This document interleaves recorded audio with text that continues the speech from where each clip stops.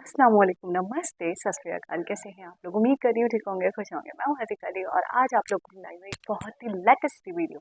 सो start करते हैं अपनी वीडियो को without wasting any time. So let's start. Okay guys, so video का टाइटल है incredible video from Russia as India gets INS Tushil by Prashant हवा से स्टार्ट करते हैं।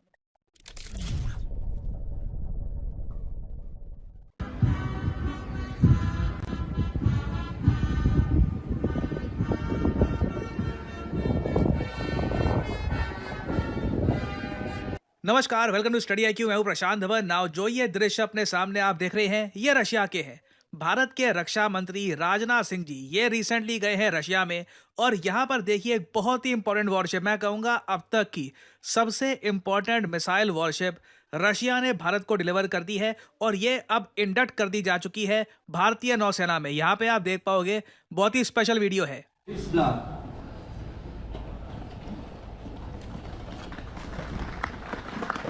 इस वॉरशिप का नाम है INS तुशील।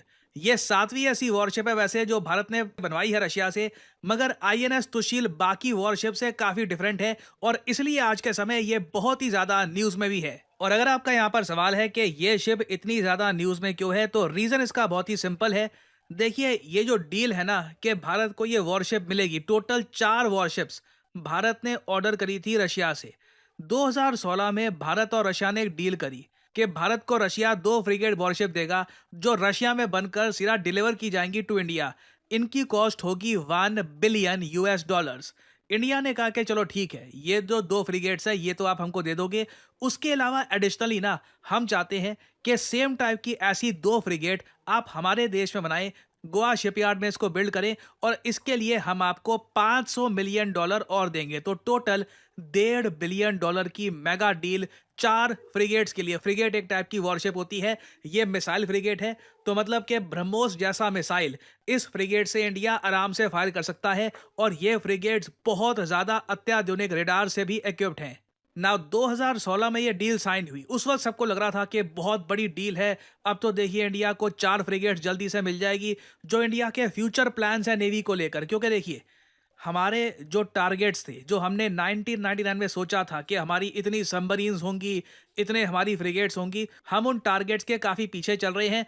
तो उम्मीद ये थी कि जो ये 4 फ्रिगेट्स आ जाएंगी ना, इससे हिंद महासागर में इंडियन नेवी का दबदबा बढ़ेगा।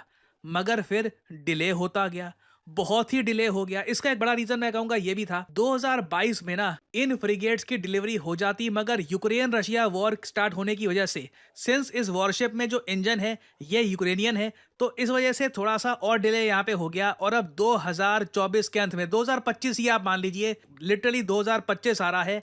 2016 में डील साइन करी गई, 9 साल के लंबे इंतजार के बाद INS तुशील ये भारत को मिल रही है। और अभी तो देखिए, अभी एक शिप मिली है, अभी माना जा रहा है कि अगले साल एक और शिप मिलेगी INS तमाला, और उसके बाद 2 गोवा में वॉरशिप्स रशिया इंडिया में कंस्ट्रक्ट करेगा। वो मोस्ट प्रोबेबली 2027-28 के आसपास बन के तैयार होगी। और ये ऑनेस्टली देखिए फ्रस्ट्रेटिंग है। फ्रस्ट्रेटिंग 3 कारणों की वजह से है। पहली बात, हम चाइना को अगर देखें, चाइना लगातार अपनी फ्रिगेट्स खुद बनाता है, पाकिस्तान को भी वॉरशिप्स दे रहा है, और कई और कंट्रीज को भी एक्सपोर्ट कर रहा है। हमारे पास वो एबिलिटी है नहीं, हमको रशियंस को एक्स्ट्रा पैसा देना पड़ता है। और जब भी डिले होता है, एक तो देखिए, इससे हमको स्ट्रेटेजिक प्रेशर झेलना पड़ता है कि जो हमने कैलकुलेशन करी थी कि इस साल में हमारे पास ये वॉरशिप होगी, ये डिले हो गया। और साथ ही साथ जितना डिले होगा ना, उतना कॉस्ट में भी आपको इंक्रीज देखने को मिलेगा। अभी जो 2 फ्रिगेट्स भारत में बननी है, हमारा अगर पहले मानना था कि दोनों 500-600 मिलियन डॉलर के आसपास बन जाएगी, एक्चुअली में अब जो कॉस्ट आने वाली है ये 900 मिलियन डॉलर के आसपास हो सकती है। तो मतलब कि जो ये 4 फ्रिगेट्स हमने ली है रशिया से, इनकी टोटल डील हो गई $1.9 बिलियन के आसपास। और राजनाथ सिंह जी ने एक और बात रेस करी है कि ये तो जो डिले जितना होना था हो गया। S-400 मिसाइल डिफेंस सिस्टम, आप सोच कर देखिए, S-400 मिसाइल डिफेंस सिस्टम का मामला ना 2017-16 से चल रहा है। मतलब कई बार मुझे हंसी आती है, 2017 के आसपास इंडिया ने रशिया के साथ S-400 मिसाइल डिफेंस सिस्टम की डील कर ली थी। उस टाइम डोनाल्ड ट्रंप की पहली प्रेसिडेंसी चल रही थी। ट्रंप ने उस वक्त एक बहुत ही फेमस सेंटेंस बोला था, इंडिया को बहुत ही जल्द पता लग जाएगा कि इन्होंने हमारे सैंक्शंस को बिल्कुल इग्नोर करके रशिया के साथ डील करी है ना, हम भी कुछ करेंगे। ट्रंप की धमकी आई, कुछ नहीं हुआ, भारत पे कोई सैंक्शन नहीं लगे, चाइना पे सैंक्शन लगे, टर्की पे सैंक्शन लगे, इंडिया पे कोई भी सैंक्शन यूएसए ने नहीं लगाया। एक्चुअली इंडिया को एक अलग से वेवर दिया गया, जो बाइडेन के टाइम में पार्लियामेंट में एक वेवर पास हुआ इंडिया के लिए कि भारत पर काटसा एक्ट के अंडर सैंक्शंस नहीं लगेंगे। वो सब कुछ हो गया। अभी तक ना 2025 आने वाला है, सारे S-400 मिसाइल डिफेंस सिस्टम हमको डिलीवर नहीं हुए हैं। और यहाँ पे आप देख पाओगे लिखा हुआ है आर्टिकल में कि भारत के रक्षा मंत्री राजनाथ सिंह जी ये इशू रशिया के साथ रेस करेंगे कि देखिए डिलेज बहुत ज़्यादा हो रहे हैं, बहुत ज़्यादा टाइम लग रहा है वेपन सिस्टम्स की डिलीवरी में। ऑब्वियसली देखिए रशिया यहाँ पर कह सकता है कि 2.5 साल से हम लोग एक वॉर में फंसे हुए हैं, हमारी भी मजबूरी है। और इसलिए यहाँ पे मैं कहूँगा व्लादिमीर पुतिन एक प्रोएक्टिव लीडर है। बताया जा रहा है, कई सोर्सेज ने यहाँ पर बताया है कि व्लादिमीर पुतिन खुद राजनाथ सिंह जी से मिलेंगे। यूजुअली प्रेसिडेंट रक्षा मंत्री से मिलते नहीं है, मगर आपने एक बात नोट करी होगी, इंडिया के अजीत डोभाल रशिया में गए, पुतिन उनसे मिले। एस जयशंकर रशिया में गए, पुतिन उनसे मिले। राजनाथ सिंह जी जा रहे हैं, पुतिन उनसे मिल रहे हैं, क्योंकि रशिया भी समझता है इंडिया के लिए ये सारे वेपन्स अर्जेंटली बहुत ज़्यादा इंपॉर्टेंट है। बट अगेन रशिया आज के समय एक ऐसी स्थिति में फंसा हुआ है जहां पर ये नॉर्थ कोरियन सोल्जर्स बुला रहे हैं, ईरान के सस्ते ड्रोन्स मिसाइल्स परचेज कर रहे हैं, कैसे भी करके यूक्रेन से लड़ रहे हैं जब तक ट्रंप पावर में नहीं आ जाते। और since most probably Rajnath Singh मिलेंगे व्लादिमीर पुतिन से, तो जो इनकी विजिट का रूट है ना, ये बड़ा इंटरेस्टिंग है। अब यहाँ पे आपको कि रूट काहे का राइट। इंटरेस्टिंग, सीधा गए रशिया में, मॉस्को में, ये जो सेरेमनी थी INS तुशील की ये कर ली और उसके बाद पुतिन से मिल लेंगे, वापस आ जाएंगे। नहीं, यहाँ पर आपको समझना होगा ये जो वॉरशिप है ये मेनलैंड रशिया में नहीं बनी। जो वॉरशिप INS तुशील भारत के लिए बनाई है रशिया ने, ये कलिनिनग्राड में बनाई गई है। यहाँ पर आप देख पाओगे ये रशियन फेडरेशन मतलब अर्थ का सबसे बड़ा देश, और यहाँ पर आप देख पाओगे यहाँ पे पोलैंड और लिथुएनिया जो देश है ना, इसके बीच में ये जो पीस ऑफ लैंड है जिस पे लिखा है कलिनिनग्राड, ये रशिया को बिलोंग करता है। जी हाँ, यूरोप के बीचों बीच जो ये पीस ऑफ लैंड है ये रशियन पीस ऑफ लैंड है। यहाँ पर रशियन मिलिट्री है, रशिया के बताया जाता है न्यूक्लियर वेपन्स है, और ऑब्वियसली यहाँ पर ये लोग बहुत सारी वॉरशिप्स भी रिपेयर करते हैं, कंस्ट्रक्ट करते हैं। तो एक बहुत ही इंपॉर्टेंट जगह है रशिया की। और राजनाथ सिंह जी देखिए पहले यहाँ पर गए, यहाँ पर INS तुशील को इंडक्ट किया इंडियन नेवी में, और उसके बाद यहाँ से ये सीधा गए हैं मॉस्को में, और मॉस्को में मोस्ट प्रॉब्ली बताया जा रहा है जैसे इनकी मीटिंग होगी व्लादिमीर पुतिन से। तो आप कह सकते हैं व्लादिमीर पुतिन अलग से आउट ऑफ हिज वे जाकर कोशिश कर रहे हैं कि भारत के रक्षा मंत्री के साथ इनकी डेफिनेटली एक बार मीटिंग हो। इसका रीज़न ये भी है कि 2025 में व्लादिमीर पुतिन कई सालों बाद, ऑलमोस्ट 3 सालों बाद इंडिया को विजिट करेंगे। और इस सब के अलावा देखिए बहुत से आर्टिकल्स पब्लिश हो रहे हैं इस बात को लेकर कि भारत रशिया से बहुत ही जल्द ये परचेज कर सकता है ना। ये जो छोटी सी 30 सेकंड की क्लिप है ना, ये देखिए मेरे साथ, ये आपके सामने एक रेडार है। वाह। हम्म। बिल्कुल साइज में बहुत ज़्यादा बड़ा, ये इट इज़ एब्सोल्युटली ह्यूमंगस। और रशिया इसका इस्तेमाल करता है ये डिटेक्ट करने के लिए कि रशिया पे कोई मिसाइल तो नहीं मारने वाला। बताया जाता है कि 9,000, इवन कई मामलों में कहा जाता है कि 10,000 किलोमीटर दूर के मिसाइल्स को भी ये रेडार बहुत ही जल्द कर लेता है डिटेक्ट।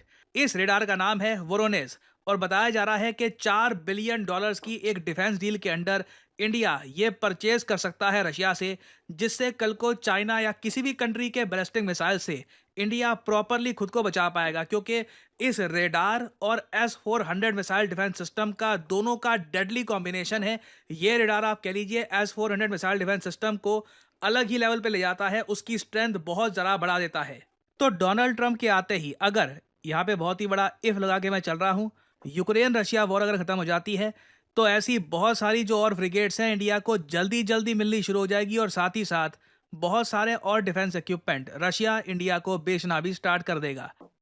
बहुत आला, बहुत बहुत बहुत आला। यानी कि ऐसे मनाजिर कम ही देखने को मिलते हैं आपको, कभी कभी ही देखने को मिलते हैं। और रशिया और इंडिया के जो रिलेशंस हैं किसी से भी ढके छुपे नहीं है। रशिया इंडिया आपस में बहुत फ्रेंडली रिलेशंस रखते हैं, बहुत क्लोज रिलेशन रखते हैं। और ये आज से नहीं रखते, ये काफ़ी पुराने हैं, काफ़ी ओल्ड। और रशिया जिस तरीके से इंडिया को रिस्पॉन्ड करता है, इंडिया के मामलात को पर नज़रसानी करता है, वैसे शायद वो किसी और कंट्री को शायद वो ऐसे ट्रीट करता होगा। और सबसे बड़ी चीज़ मुझे जो मुतासिर कुन लगी वो ये लगी कि अगर यहाँ से अगर यहाँ से इंडियन फॉरेन मिनिस्टर जाते हैं तो उन्हें भी रशियन प्रेसिडेंट मिलते हैं, मीटिंग करते हैं। यहाँ से अजीत डोभाल जाते हैं तो उनसे भी मीटिंग करते हैं। इसी तरीके से यहाँ से राजनाथ सिंह जी गए तो उनसे भी मीटिंग की, उनसे भी बात करेंगे। और बहुत ही मतलब टफ स्केड्यूल होता होगा यकीनन, लेकिन उसके बावजूद भी टाइम निकाल कर इंडिया से अगर कोई आया है तो उससे बहुत ज़्यादा एक रिस्पेक्ट देते हैं, एक ह्यूज रिस्पेक्ट मिलती है, टाइम मिलता है, एक अलग सी ही अटेंशन मिलती है जो शायद दूसरे कंट्रीज़ को मैसर नहीं होती। तो ये अपने आप में बहुत कमाल की बात है। ये है रुतबा, ये है एक मुकाम, एक इज़्ज़त जो इंडिया ने कमाई है, इंडिया ने पाई है। अच्छा, एक चीज़ और मुझे थोड़ी-सी क्लियर करें आप लोग को, ये तो मुझे पता था ख़ैर कि वेपन्स इसलिए डिले हुए होंगे, वॉरशिप या ये फ्रिगेट्स इसलिए डिले हुआ होगा क्योंकि ज़ाहिर-सी बात है यूक्रेन और रशिया के जो मामलात चल रहे हैं उसके बाद से ढाई साल हो गए। और इसमें भी मैं तो दाद दूँगी रशिया, उनके प्रेसिडेंट को दाद देना चाहूँगी कि उसके बावजूद भी वो इतना एक्टिव हैं और अपनी चीज़ों को लेकर इतने एक सतर्क है, वॉर के बावजूद भी, लेकिन उन्होंने इस चीज़ को फोकस में रखा और वॉरशिप फ्रिगेट्स बनाकर इंडिया को डिलीवर्ड की। अच्छा, अभी 2 हुई हैं और अभी 1 हुई है, 1 बाकी है, उसके बाद 2 और हैं जो गोवा में बनेंगी। अच्छा, ये चीज़ तो बिल्कुल 100% ट्रूथ है और इसमें कोई दो राय नहीं है कि ज़ाहिर-सी बात है इसकी कॉस्ट में काफ़ी ज़्यादा एक आपको ह्यूज अमाउंट में आपको एक ह्यूज इंक्रीमेंट देखने को मिलेगा। तो ज़ाहिर-सी बात है जिस तरीके से डे बाय डे महँगाई हो रही है, अगर आपने अपने दिमाग में एक एस्टिमेटेड टाइम रखा हुआ है 2021 का या 22 का और वो चीज़ अगर आपको 2024 में मिलती है और वो भी अभी पहला वॉरशिप मिला है, अभी एक और बाकी है, उसके बाद 2 मज़ीद आपके यहाँ आकर, आपकी कंट्री में ही आकर उसको बनाया जाएगा, तो ज़ाहिर-सी बात है उसकी कॉस्ट में बहुत ज़्यादा फ़र्क आ चुका होगा तब तक। तो ये एक बहुत बड़ा कंसर्न भी है और इसके ऊपर तो बात बनती है, ये पॉइंट तो उठाना बनता ही है क्योंकि कहाँ एस्टिमेटेड अगर अमाउंट लगाया गया था, तो गोवा में जो बनने वाली थी उसका आया था अमाउंट $500 मिलियन और अब जो बढ़कर हो जाएँगे $900 मिलियन, यानी $400 मिलियन का लॉस फ़ज़ूल में, सिर्फ़ टाइम की वजह से, डिले की वजह से। तो ये भरपाई तो इंडिया को ही करनी पड़ेगी, रशिया का तो कुछ नहीं जाएगा। तो इस चीज़ पे बात करना, इस पॉइंट को उठाना, रेज़ करना बनता है अपनी जगह। बाकी ओवरऑल वीडियो बहुत इन्फॉर्मेटिव थी, मुझे बहुत सारी चीज़ों के बारे में नहीं भी पता था, वो भी पता चला, कौन-सा देश कहाँ लाया करता है और रशिया का एक बड़ा पीस ऑफ लैंड यूरोप के अंदर पड़ता है, ये मेरे लिए बहुत नई बात है, ये भी मुझे नहीं पता था। तो ये चीज़ें मुझे बहुत नॉलेज मिलती है प्रशांत धवन जी की। अच्छा, आप लोग मुझे अक्सर कहते रहते हैं कि आप उनकी वीडियोस पे रिएक्ट करें, तो मैं हैरान होती हूँ कि मैं अक्सर प्रशांत धवन जी की वीडियोस पे रिएक्ट करती हूँ। काफ़ी नॉलेजेबल वीडियो होती है, काफ़ी इन्फॉर्मेटिव वीडियो होती है। अगर किसी मुद्दे या किसी टॉपिक के बारे में आपको रत्ती बराबर भी नॉलेज नहीं है, तो आप एक वीडियो देख लो, आपको ए टू ज़ेड पूरी कहानी, पूरी स्टोरी पता चल जाती है। तो ये बहुत ख़ास और अच्छी बात है प्रशांत धवन जी की वीडियोस की। और इसके अलावा ये भी है कि कोई भी लेटेस्ट टॉपिक हो, कोई भी लेटेस्ट न्यूज़ हो, कोई भी लेटेस्ट मुद्दा अगर चल रहा हो, तो उसके ऊपर वीडियो बनाते हैं, प्रॉपर वीडियो बनाते हैं, उसके अंदर पूरी इन्फॉर्मेशन होती है उस टॉपिक के हवाले से। जैसे रशिया के हवाले से मुझे काफ़ी अगर जानकारी मिली है, अगर मैं कहूँ किसी के बारे में, तो मुझे प्रशांत धवन जी की वीडियोस से रशिया के बारे में काफ़ी कुछ पता चला, क्योंकि इतनी ज़्यादा नॉलेज मुझे नहीं थी अभी इन चीज़ों के बारे में, वॉरशिप वगैरह के बारे में भी। ज़ाहिर सी बात है, ये तो मुझे पता है कि इंडिया और रशिया की डिफेंस डील्स होती हैं, लेकिन मुझे ये नहीं पता था कि कौन सा वॉरशिप जा रहा है, कौन सा फ्रिगेट जा रहा है और कितनों की बात हुई है। तो ये सारी नॉलेज जो है